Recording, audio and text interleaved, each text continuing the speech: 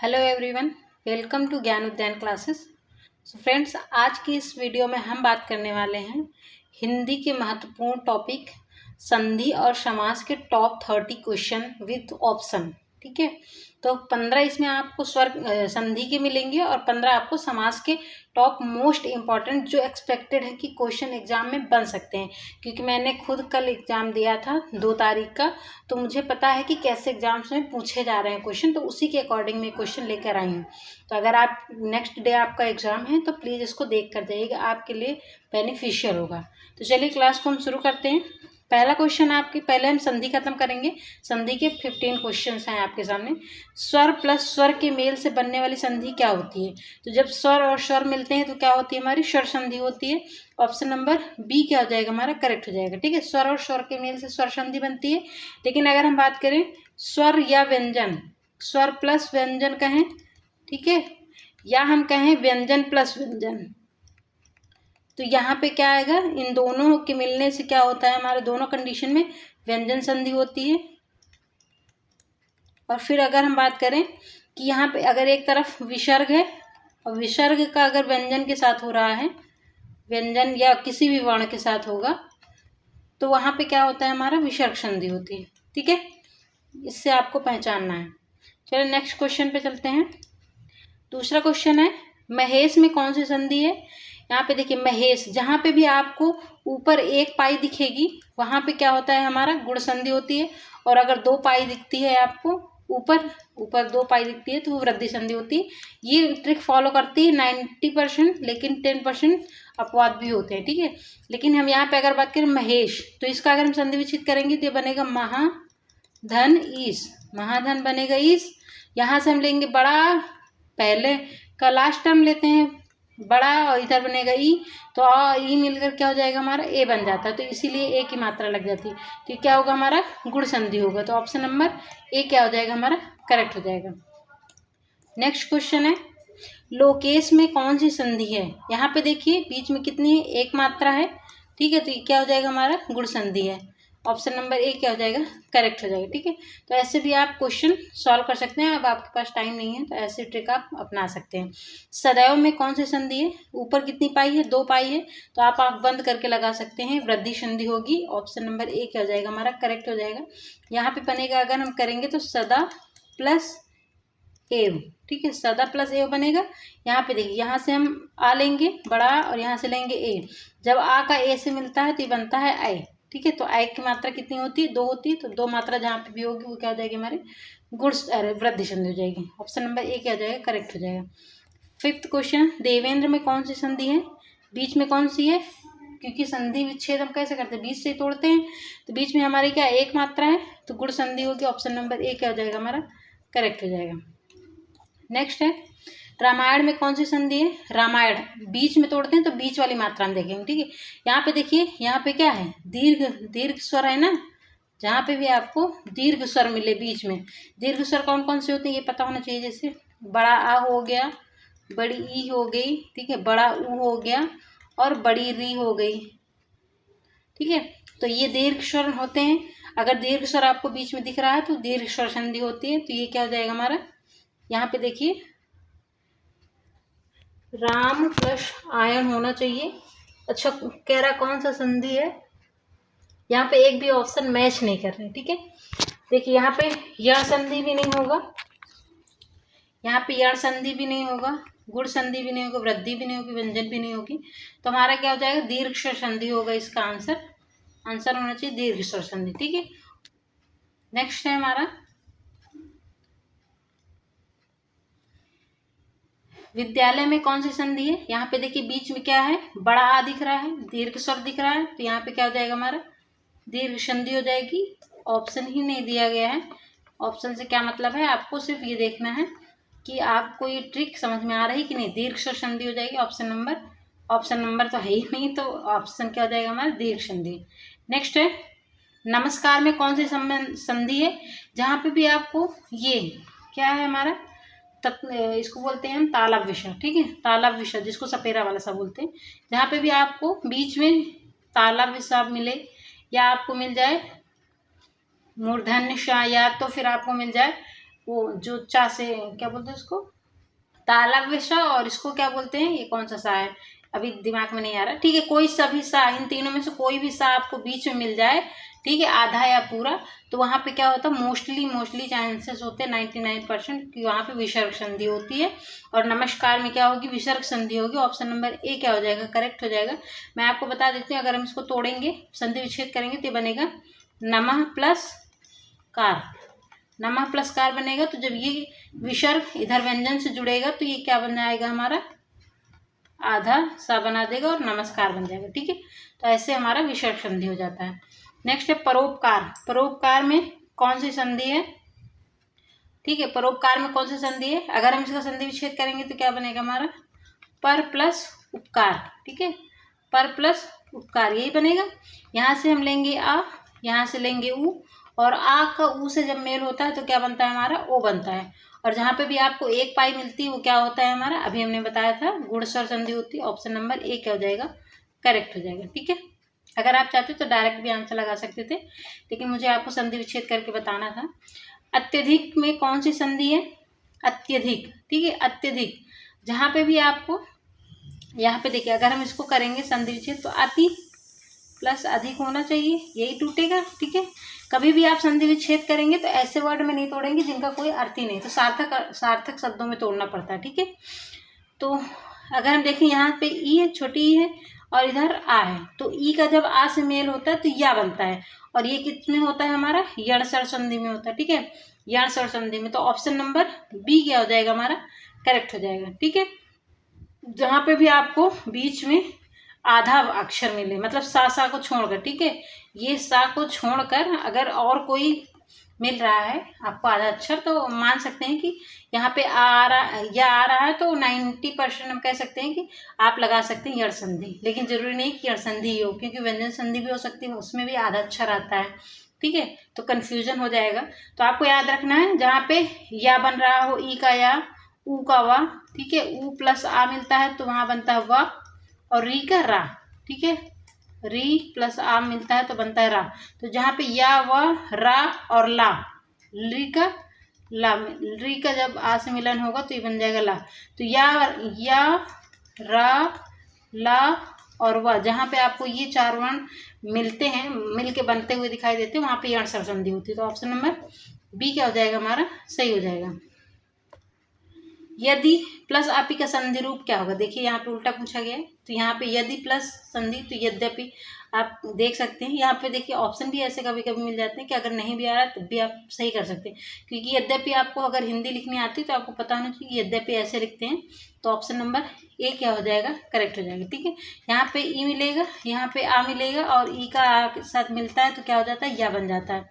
यहाँ पे या हो जाएगा तो यद्यपि बन जाएगा। ठीक है, नेक्स्ट क्वेश्चन है, निश प्लस संदेह में कौन सा संधि रूप है। ठीक है, नी यहाँ पे विसर्ग है तो इसका मतलब आपको, अच्छा संधि रूप मतलब इसका संधि अगर हम बात करें तो विसर्ग हो जाएगी। ठीक है, दिख रहा साफ साफ, लेकिन आपसे पूछा गया है कि इसका संधि रूप क्या हो, ये संधि विच्छेद है। तो यहाँ पे निसंदेह में नी, अगर आप हिंदी पढ़ रहे होंगे, थोड़ी बहुत रीडिंग करते होंगे, तो आपको पता होगा कि इसका शुद्ध रूप यही होता है। ठीक है, तो ऑप्शन नंबर सी क्या हो जाएगा हमारा, करेक्ट हो जाएगा। ये गलत है, ऐसे हम नहीं लिखते, ये ऐसे भी नहीं लिखते, ऐसे भी नहीं लिखते। ठीक है, मनः प्लस हर का संधि रूप क्या होगा, मनः प्लस हर, ये देखिए संधि मतलब विसर्ग संधि होगी। ठीक है, विसर्ग लगा है, पर यहाँ पे जो ये विसर्ग है इधर आ से मिलता है तो ये बना देता है ओ। ठीक है, तो यहाँ पे आपको थोड़ा कन्फ्यूजन हो सकता है गुण स्वर संधि में और विसर्ग संधि में। तो यहाँ पे बनेगा मनः प्लस हर नहीं होता, मनोहार नहीं होता, क्योंकि यहाँ तो हर है, मनहर नहीं होता, तो मनोहर क्या हो जाएगा हमारा, राइट आंसर हो जाएगा। ऑप्शन नंबर ए क्या हो जाएगा, करेक्ट हो जाएगा। तो विसर्ग संधि में भी ओ की मात्रा आती है बीच में, तो ये आपको याद रखना। तभी मैंने कहा था कि कोई भी ट्रिक 100% अप्लाई नहीं की जा सकती। दु प्लस खा का संधि रूप क्या होगा, दुख होगा, ये तो लिखना आता होगा आपको। तो ऑप्शन नंबर बी क्या हो जाएगा, करेक्ट हो जाएगा। नेक्स्ट और लास्ट क्वेश्चन है आज का संधि का, अत्याचार में कौन सी संधि है, अत्याचार। तो अत्याचार में बीच में क्या आ रहा है, या आ रहा है, तो या का मतलब यण संधि हो जाएगा। तो ऑप्शन नंबर बी क्या हो जाएगा, करेक्ट हो जाएगा। मैंने अभी जस्ट पीछे बताया था कि या रा ला और वाह, या कह सकते हैं अंतस्थ व्यंजन जहाँ पे भी आते हैं आपको वो क्या मिलता है हमारा, यण स्वर संधि होता है। तो ऑप्शन नंबर बी क्या हो जाएगा, करेक्ट हो जाएगा। अगर इसका संधि विच्छेद करने के लिए कहें तो ये बन जाएगा अति प्लस आचार, ठीक है, अति प्लस आचार बनेगा। यहाँ से छोटी ई होगा, यहाँ से बड़ा आ होगा तो ये बन जाएगा बड़ा या, ठीक है। ऑप्शन नंबर बी क्या हो जाएगा, करेक्ट हो जाएगा। तो ये हुए हमारे 15 top most important question answer इसके संधि के। अब हम चलते हैं अपने समास की ओर। समास में भी ऐसे कुछ इंपॉर्टेंट ट्रिक टिप्स देख लेते हैं जो लास्ट मोमेंट में आपको काम आए। पहला क्वेश्चन आपकी स्क्रीन पर है, राजपुत्र किस समास का उदाहरण है। राजपुत्र किस समास का उदाहरण है। तो राजपुत्र को अगर हम करेंगे जहाँ पे भी आपको कहाँ कारक चिन्ह, ठीक है, अगर आपने पढ़ा होगा कारक चिन्ह का लोप होता है, कारक चिन्हों का लोप होता है, वहाँ पे कौन सा होता है हमारा समास, वहाँ पे होता है हमारा तत्पुरुष समास। तो ऑप्शन नंबर बी क्या हो जाएगा हमारा, करेक्ट हो जाएगा। यहाँ पे देखिए अगर हम इसको तोड़ेंगे, समास विग्रह करेंगे तो क्या बन जाएगा, राजा का पुत्र, तो का आ गया, का क्या है, एक कारक चिन्ह है, तो यहाँ पे क्या हो जाएगा हमारा, बी हो जाएगा। नेक्स्ट, नीलकमल। नीलकमल किस समास का उदाहरण है। जहाँ पे भी आपको विशेषण विशेष का संबंध है, मतलब एक वर्ड, पहला वर्ड जो दूसरे वर्ड की विशेषता बताता हो, तो ये क्या होता है हमारा, कर्मधारय समास होता है। ऑप्शन नंबर ए क्या हो जाएगा हमारा, करेक्ट हो जाएगा। यहाँ पे देखिए कह रहा है कमल जो है वो नीला है, तो कमल की विशेषता बता रहा है, तो जहाँ पे भी आपको गुण विशेषता की बात की जाए वहाँ पे कर्मधारय होता है। नेक्स्ट है यथाशक्ति किस समास का उदाहरण है। जहाँ पे भी आपको पहला वर्ड जो है वो कैसे मिले, अव्यय मिले, ठीक है, अव्यय वर्ड, तो वहाँ पे क्या होता है, अव्ययी भाव समास हो जाता है। ऑप्शन नंबर सी क्या हो जाएगा हमारा, करेक्ट हो जाएगा, ठीक है। नेक्स्ट है चौराहा किस समास का उदाहरण है। चौराहा, तो आपको नाम से ही पता चल रहा होगा कि इसमें गिनती की फीलिंग आ रही है, ठीक है, गिनती का साउंड आ रहा है आपको। चौराहा मतलब 4 राहों का समूह, तो जहाँ पे भी आपको गिनती वाले वर्ड मिलते हैं, पहला वर्ड गिनती हुए संख्यावाचक हो, तो वहाँ पे क्या होता है हमारा, द्विगु समास होता है। तो ऑप्शन नंबर ए क्या हो जाएगा हमारा, करेक्ट हो जाएगा। नेक्स्ट है हमारा 5, राम लक्ष्मण किस समास का उदाहरण है। तो जहाँ पे भी आपको ये डैश योजक चिन्ह जिसको बोलते हैं, योजक चिन्ह मिले, या फिर आपको दोनों पद ऐसे मिले जो एक दूसरे के अपोजिट हो, जैसे दिन रात, पति पत्नी, ये हो गया, या दोनों पद क्या हो, प्रधान हो, ठीक है, दोनों पद क्या हो, प्रधान हो, तो वहाँ पे क्या होता है हमारा, द्वंद्व समास क्या होते हैं, राइट आंसर हो जाएगा। वहाँ पे क्या होगा हमारा, द्वंद्व समास, तो एक क्या हो जाएगा हमारा, करेक्ट हो जाएगा। नेक्स्ट है पंचवटी में किस समास का उदाहरण है। पंच मतलब 5, तो 5 आ रहा है संख्यावाचक, तो कौन सा हो जाएगा, द्विगु समास, तो ऑप्शन नंबर ए क्या हो जाएगा, करेक्ट हो जाएगा, ठीक है। अभी देखिए मैंने पीछे ट्रिक आपको बताई है। चतुर्भुज किस समास का उदाहरण है, बहुव्रीहि, तत्पुरुष, कर्मधारय या द्वंद्व। तो चतुर्भुज जहाँ पे भी आपको किसी भगवान का नाम या उपनाम या पर्यायवाची शब्द मिले, मतलब ऐसे शब्द जिनका अर्थ विस्तार में हो, मतलब ये कह सकते हैं वाक्यों के लिए एक शब्द टाइप में जो मिलते हैं। चतुर्भुज किसको कहते हैं, ब्रह्मा को कहते हैं, ठीक है, 4 भुजाओं वाला, तो ये क्या हो जाएगा हमारा, बहुव्रीहि समास हो जाएगा, 4 भुजाओं वाले अर्थात ब्रह्मा जी, ठीक है। तो ए क्या हो जाएगा हमारा, करेक्ट हो जाएगा, ठीक है। नेक्स्ट है गंगा जल किस समास का उदाहरण है। गंगा जल मतलब गंगा का जल, तो यहाँ पे क्या, कारक चिन्ह का लोप है, तो कारक चिन्ह किस में आते हैं हमारे, तत्पुरुष समास में। ऑप्शन नंबर ए क्या हो जाएगा हमारा, करेक्ट हो जाएगा। नेक्स्ट 9 नंबर है महात्मा किस समास का उदाहरण है। देखिए मैंने आपको कितना इजीली समास पहचानना सिखाया है बहुत कम समय में, तो आप ऐसे ट्रिक या टिप्स द्वारा लास्ट मोमेंट में अपने एग्जाम में इसे अप्लाई करके अपने मार्क्स इंक्रीज कर सकते हैं। महात्मा किस समास का उदाहरण है। महात्मा आ रहा है, इसमें क्या है, देखिए महान आत्मा, ठीक है, इसका हम करेंगे तो आपको क्या फीलिंग आ रही, किसमें लिखा गया है कि महान आत्मा, मतलब आत्मा की क्या विशेषता बताई जा रही है कि वो महान है, तो विशेषता विशेषण किसमें होता है हमारा, कर्मधारय में, तो ऑप्शन नंबर ए क्या हो जाएगा हमारा, करेक्ट हो जाएगा, ठीक है। 10वां है आजीवन किस समास का उदाहरण। अभी मैंने बताया था ये आ क्या है हमारा, एक ऐसा शब्द है, अव्यय शब्द है, जिसका लिंग वचन पुरुष किसी का भी प्रभाव नहीं पड़ता है, उसे क्या होते हैं, अव्यय कहते हैं। तो अव्यय क्या हो जाएगा हमारा, अव्ययी भाव समास। ऑप्शन नंबर ए क्या हो जाएगा हमारा, करेक्ट हो जाएगा, ठीक है। नेक्स्ट है दशानन किस समास का उदाहरण है। दशानन क्या है, किसको कहते हैं, दशानन रावण को कहते हैं।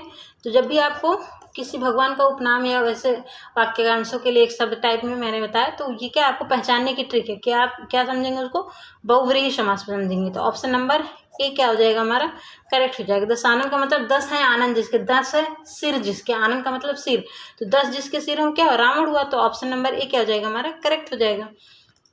फिर 12 दिया है वनवास किस समास का उदाहरण है। वनवास तो क्या है, वन में वास, इसका हम तोड़ेंगे तो क्या अर्थ निकल रहा है, वन में वास मतलब वन में वास, ठीक है, वन में रहना ये कह सकते हैं। तो में क्या है, ये अधिकरण, अधिकरण कारक चिन्ह में आता है ना, अधिकरण कारक चिन्ह में, अगर आपने पढ़ा होगा कारक चिन्ह कितने हैं, 8 है हिंदी में और संस्कृत में कितने हैं, 6 हैं। तो अधिकरण कारक में आता है तो कारक चिन्ह कहाँ पे होते हैं हमारे, तत्पुरुष समास में। तो ऑप्शन नंबर ए क्या हो जाएगा हमारा, करेक्ट हो जाएगा, ठीक है। 13 है त्रिभुवन किस समास का उदाहरण है। त्रिभुवन, त्रि मतलब 3, ठीक है, संख्यावाची आ रहा मतलब द्विगु समास हो जाएगा। तो ऑप्शन नंबर ए क्या हो जाएगा हमारा, करेक्ट हो जाएगा। देखिए मैंने आपको कैसे बहुत इजीली छह जो समास है सभी को मैंने आपको पहचानने की ट्रिक बताई है। रसोई घर किस समास का उदाहरण है। रसोई घर, तो रसोई का घर, ठीक है, क्या यहाँ से क्या निकल रहा है, रसोई का घर मतलब जहाँ पे हम खाना बनाते हैं, रसोई का घर। तो यहाँ पे क्या कारक चिन्ह आ रहा है तो क्या हो जाएगा हमारा, तत्पुरुष हो जाएगा। ऑप्शन नंबर ए क्या हो जाएगा हमारा, करेक्ट हो जाएगा, ठीक है। और आज का हमारा लास्ट क्वेश्चन है इस वीडियो का और समास का भी लास्ट क्वेश्चन है। पीताम्बर किस समास का उदाहरण है। तो पीताम्बर किसको कहते हैं, पीताम्बर किसके कहते हैं हम, श्री कृष्ण को। और ये क्या हो जाएगा हमारा, आपको ये बताना है कि इसका आंसर क्या होगा। अभी मैंने बताया कि भगवान के उपनाम जहाँ पे मिलते हैं वो कौन सा समास होता है। तो नीचे कमेंट करके जरूर बताइएगा आंसर, और ये भी बताइएगा कि आपको ये वीडियो कैसी लगी, आपके लिए हेल्पफुल है या नहीं, ताकि मैं और अच्छा कंटेंट आपके सामने ऐसे ही लाती रहूँ वीडियो के रूप में, ठीक है। तो चलिए फिर आज की क्लास यहीं पे एंड करते हैं, मिलते हैं फिर इसी तरह नए ट्रिक और नए टिप्स के साथ, नए टॉपिक के साथ, नए वीडियो में। तब तक के लिए बाय बाय।